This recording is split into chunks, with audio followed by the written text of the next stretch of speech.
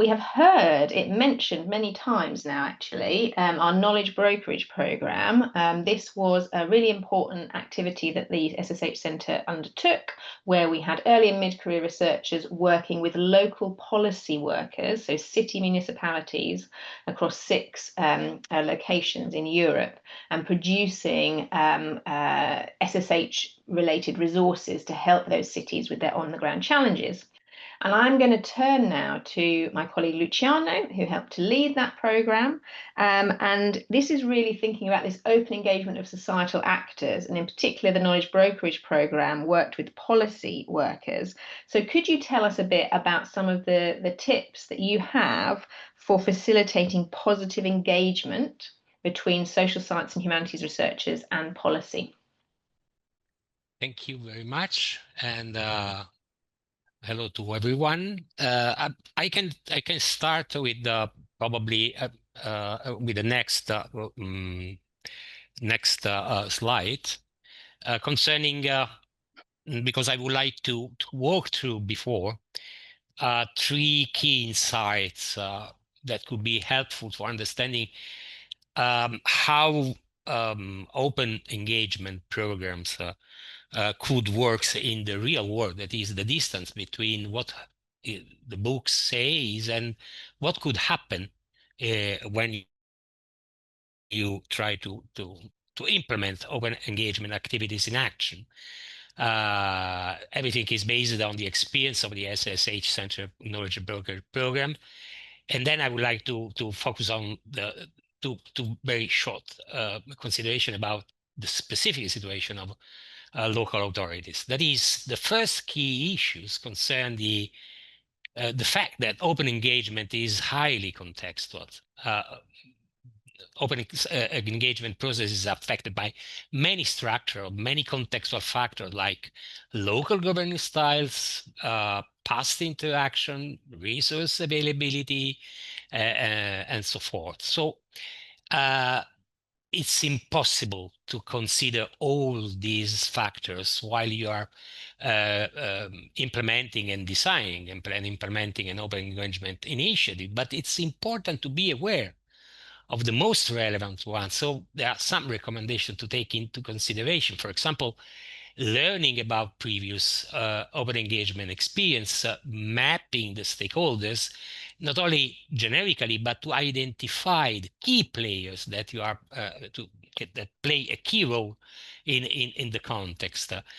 Identifying existing conflicts, existing points of conflict between social actors and the administrations, even understanding the reason behind them, and anticipating how the open engagement action could change the situation for what concerns this conflict, or mapping existing knowledge flows, because we are working on in a situation when already there are many exchange and transfer of knowledge, and we have to be aware of that.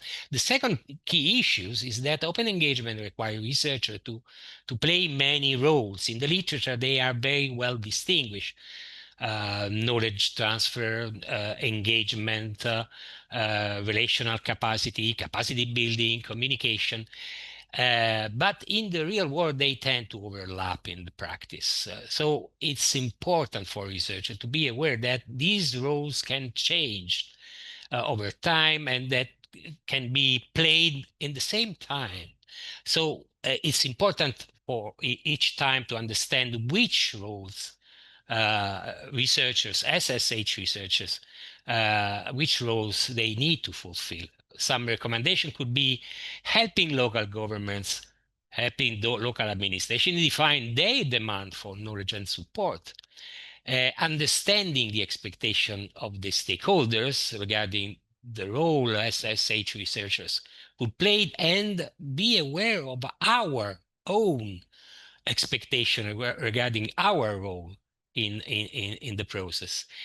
Being prepared to switch role, to move between them rapidly, and including a feedback loop in order to understanding if our roles is the roles that is expected that we have to play. The third point concerns the open engagement that requires a realistic approach. Researchers should be realistic, since open engagement process is always subject to limitation in terms of resource, in terms of time, in terms of capacity, in terms of feedback loops, etc. So we should consider the context, these limitations from the outset, considering even them as a requirement rather than barriers. Researchers should avoid over-promising, and in many cases, simply getting people, stakeholders together in the same table discussing could be a success in itself. So avoiding to be over-ambitious. Some possible tips could be being transparent about what the initiative of open engagement initiative can and cannot achieve within the given time frame, the given scope, the given expectations. Design the process collaboratively in order to avoid over-promising, for example.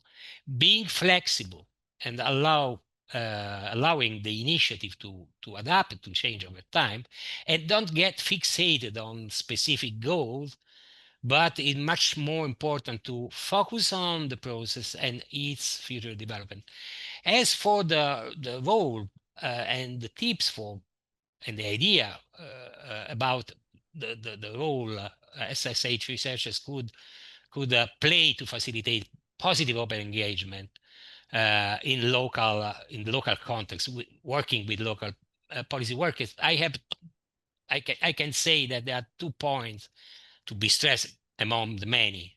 One is that policy workers oftentimes have a very vague idea about, they understand they perceive that there is the need for open engagement initiative, but oftentimes they are not aware about tools, objectives.